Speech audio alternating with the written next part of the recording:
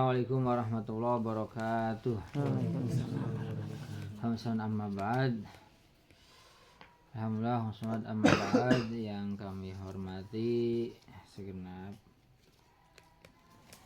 hadirin hadirat, para alim ulama, anak-anak santri yang mudah-mudahan Allah muliakan. Alhamdulillah, salam puji bagi Allah SWT pada baginda Rasulullah SAW. Pada pertemuan yang berbahagia ini, hari ke-3 kita berpuasa, kita akan membahas keutamaan membaca lafaz la ilaha illallah. Wa qala sallallahu alaihi wasallam afdhalul dzikri la ilaha illallah wa afdhalud du'a alhamdulillah. Paling utama-utamanya zikir itu adalah lafaz la ilaha illallah. Jadi zikir itu apa? Mengingat. Tapi mengingat di sini adalah mengingat Allah Subhanahu wa taala. Nah, redaksi zikir itu banyak. Subhanallah, alhamdulillah, Allahu akbar, la ilaha illallah dan yang lain-lainnya. Tapi di antara kalimat redaksi yang paling afdal menurut baginda Rasulullah SAW adalah lafaz la ilaha illallah. Bahkan di hadis yang lain mengatakan baginda Rasulullah SAW menyebutkan miftahul jannah la ilaha illallah. Kuncinya surga adalah la ilaha illallah. Nah, jadi kita telah diberikan kunci oleh Allah Subhanahu wa taala atau Allah baginda Rasulullah sallallahu alaihi wasallam yang berupa adalah kuncinya surga yang berupa la ilaha illallah. Maka heran kalau kata Kusbaha, kalau umpamanya ada orang yang kok masuk neraka, orang Islam. Kenapa? Karena orang Islam itu tidak diberi kuncinya neraka, tapi diberi kuncinya surga. Oleh karena itu, kita sebenarnya sudah termasuk orang Islam itu orang yang dijamin masuk surga Allah Subhanahu wa taala. Kenapa? Karena kita sudah diberikan kunci, ibaratnya pintu, ibaratnya gudang ataupun rumah dan sebagainya. Itu tentunya kunci itu adalah orang yang berhak masuk surga atau rumah ataupun tempat yang adanya kunci tersebut. Dan afdhalud du'a alhamdulillah, sebaik-baiknya doa atau permohonan pada Allah adalah lafaz alhamdulillah. Jadi ini alhamdulillah ini adalah artinya segala puji bagi Allah. Jadi banyak pengharapan, keinginan, permohonan pada Allah. Di antara banyak permohonan yang begitu banyaknya, katakan kita minta maghfirah, minta rahmat, minta kuatkan iman Islam, umur panjang, berkah selamat dalam keadaan taat pada Subhanahu wa taala, minta husnul khotimah, rizki halal melimpah, barokah manfaat. Dan dari semua permintaan itu yang paling afdol adalah lafaz alhamdulillah, segala puji bagi Allah. Kenapa? Apapun kebaikan di dunia ini atau dimanapun jagat raya ini adalah milik Allah Subhanahu wa ta'ala. Zikir itu kita biasa orang itu dengan mulut la ilaha illallah, alhamdulillah dan sebagainya. Tapi yang paling bagus zikir itu adalah 3-in-1.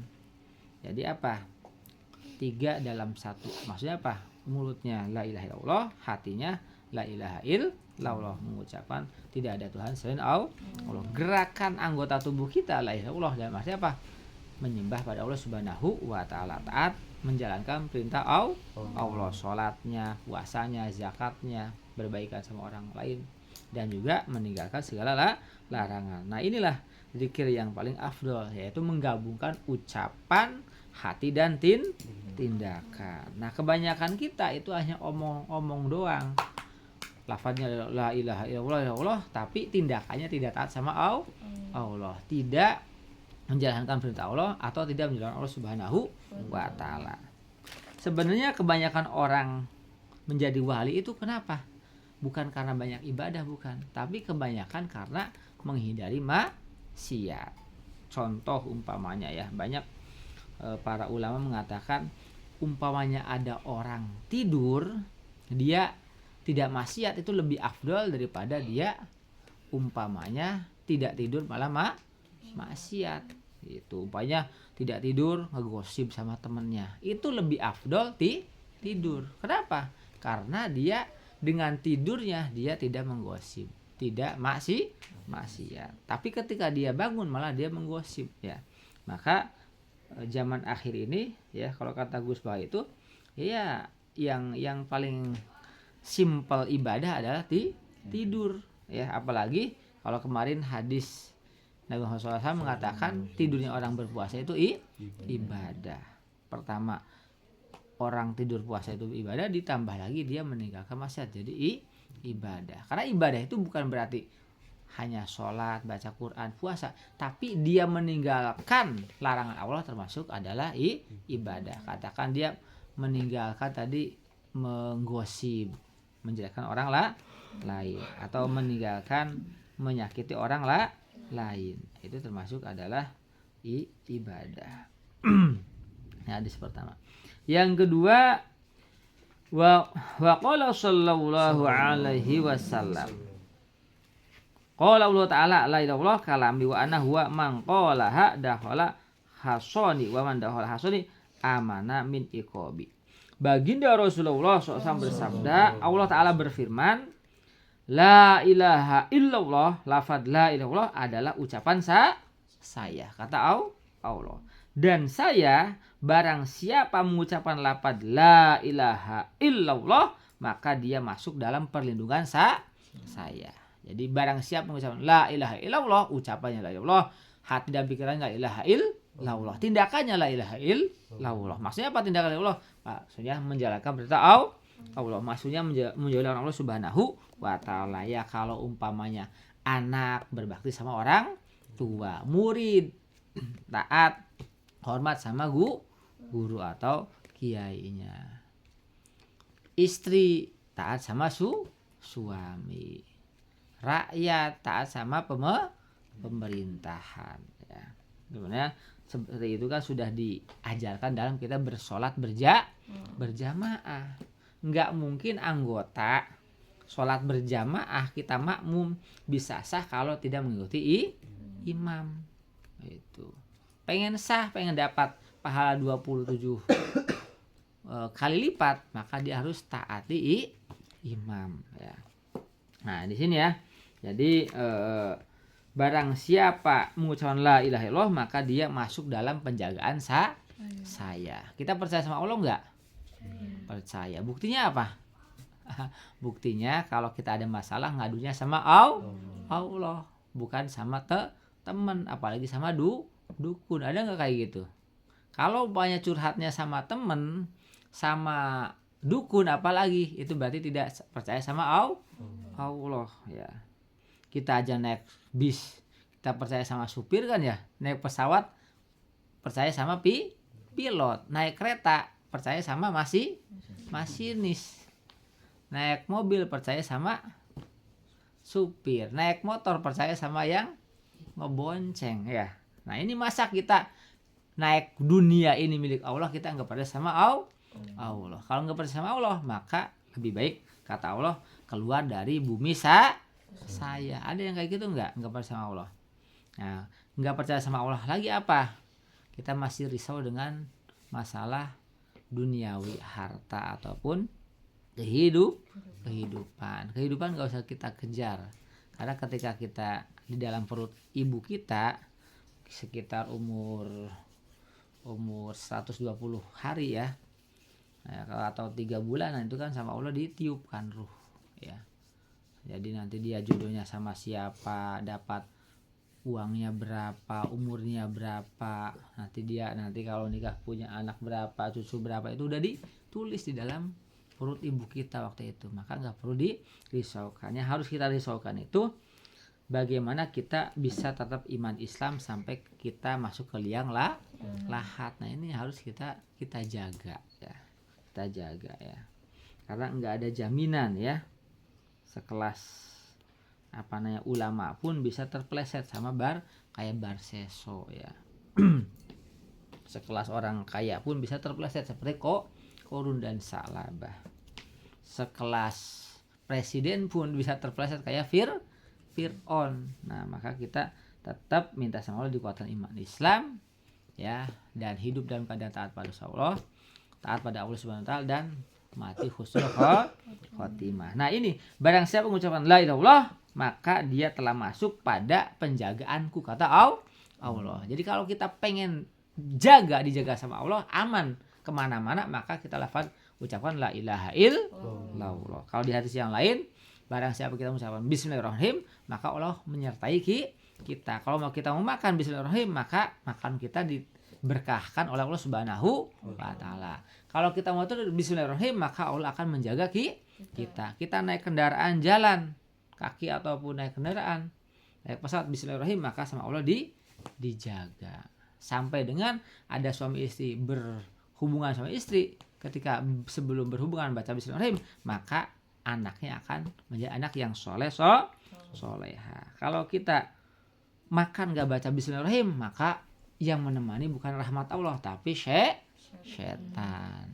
Mau jalan gak baca bismillahirrahmanirrahim, maka ditemenin sama setan. Mau tidur gak baca bismillahirrahmanirrahim, maka dikelodin sama setan. Apalagi suami istri mau hubungan suami istri gak baca bismillahirrahmanirrahim, maka anaknya anak setan. Karena apa? Setan berkontribusi. Orang masak baca bismillahirrahmanirrahim, maka ada di dalam makanan itu berkah. Orang masak gak baca bismillahirrahmanirrahim, maka itu makanan setan. Nah, maka hati-hati nih yang masak ya. Harus orangnya aku baca bismillahirrahmanirrahim, ngepel, piket, maka ditemanin rahmat Allah. Enggak baca bismillahirrahmanirrahim, maka ditemanin setan. Nah, kira-kira kita pilih ditemanin setan apa temenin rahmat Allah?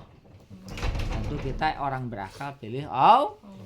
Tapi kita dilupakan oleh setan. Makan enggak baca bismillah, tidur enggak baca bismillah, main enggak baca bismillah, jalan enggak baca bismillah, maka temannya setan. Ciri-ciri setan apa? Kalau dinasehati enggak dengar, dipanggil orang tua diem saja, dipanggil guru diem saja, cuek saja. Ini namanya temannya setan. Ada kayak gitu enggak? Nah, ini berarti setan yang berwujud manusia ya. Ini banyak salah la ilaha illallah, maka dia masuk pada penjagaan Allah, dilindungi Allah Subhanahu wa taala. Wa man dakhala hasani amina min iqabi, dan barang siapa masuk pada penjagaan saya, kata Allah, barang siapa masuk ke dalam penjagaan Allah, maka dia aman dari siksa Allah, baik di dunia ataupun di akhirat. Siksa di dunia itu diantaranya kebodohan, kefakiran, kemiskinan, kejahilan, kebodohan ya, kemaksiatan, itu siksa Allah.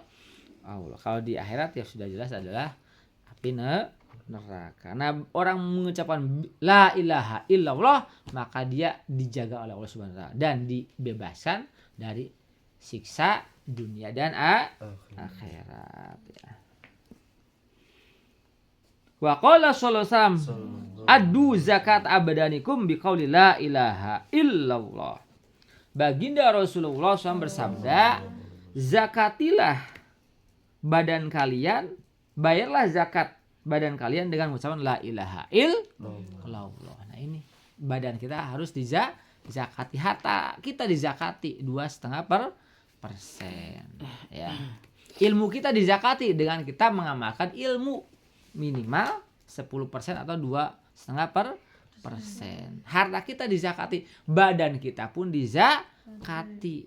Maka ada istilah oleh ulama itu atakoh ya, bisa atakohan ya, habis wafat biasanya atakohan.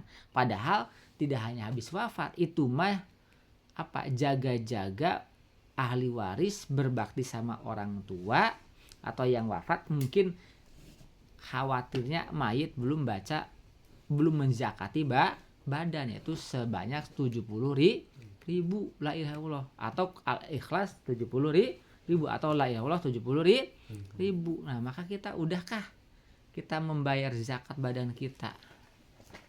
Udah ada yang hitung belum ya? Nah, kalau belum biasanya, nanti itu biasanya kita wafat sama ahli waris kita di atakohin. biasanya ya diatakohin 70.000. Maka selama 7 hari itu dibagi ya. Pokoknya yang hadirnya 100 berarti seharinya berapa? Berarti seharinya kalau 70.000 berarti seharinya 10.000 ya. Benar. 10.000 kalau 70.000. Soalnya kalau 7 hari ya gitu. Kalau yang hadirnya 100, kalau yang hadirnya 200 berarti cukup 5.000 per harinya. Nah, itu atap. Karena kita ini sekarang nyicil ya. Ya kalau ahli warisnya kayak di kampung kita sekarang masih baik-baik, masih ingat atakoh. Nah, kalau enggak, nah berarti kita belum menzakati badan kita. Nah, makanya kita dianjurkan oleh Nabi SAW setiap habis sholat baca subhanallah, alhamdulillah, wallahu akbar, la ilaha illallah. Kalau 33 dikalikan 5 berapa? 3 kali 5 aja 150. Berarti berapa? 33 dikali 5 waktu kan ya. Itu kalau baca. Kadang-kadang zuhur sama asar enggak ya. Sama isya enggak. Biasanya baca kayak gitu maghrib atau subuh. Padahal mah dianjurkan tiap habis sholat 5 waktu. Tambah lagi berapa umpamanya istighosah ya. Nah, kita cicil nih ya. Udah ada belum di sini?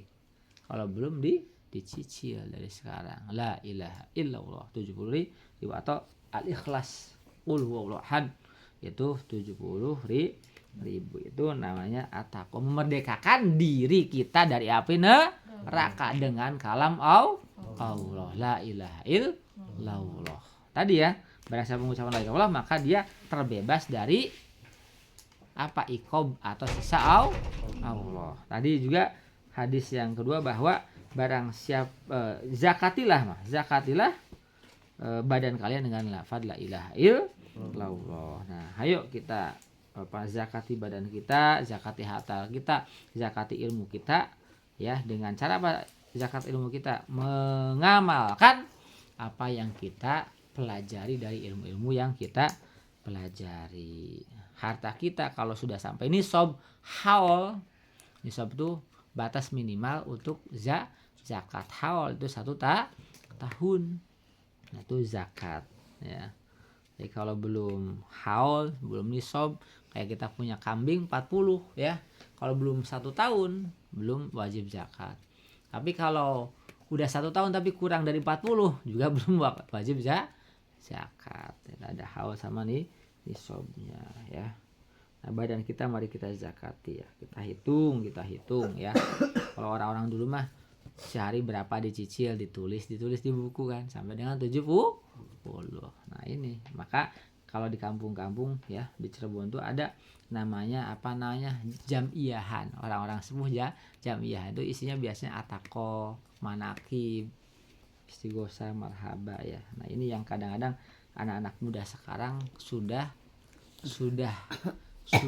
tidak mengikuti jejak orang-orang sepuh dulu, tapi lebih mainnya yang banyak, belajarnya zikirnya kurang ya. Nah, ini ya, kita tidak boleh kalah sama zaman, tapi kita harus bisa mengalahkan zaman. Nah, mudah-mudahan dengan pengajian hari yang ketiga ini intinya bahwa kita senantiasa untuk zikir kepada Allah Subhanahu wa taala dengan la ilaha illallah atau alhamdulillahirabbil alhamdulillah, dan kita harus menzakati badan kita dengan lafaz la ilaha illallah. Barang siapa mengucapkan lafaz la ilaha illallah maka Allah akan menjaga kita dari mara bahaya, dari siksa Allah Subhanahu wa taala. Mudah-mudahan kita senantiasa dilindungi Allah Subhanahu wa taala, baik itu dunia lebih nanti di akhir, amin ya rabbal alamin. Selamat menunaikan ibadah puasa yang ke-3. Mudah-mudahan amal ibadah kita diterima Allah Subhanahu wa taala. Wassalamualaikum warahmatullahi wabarakatuh.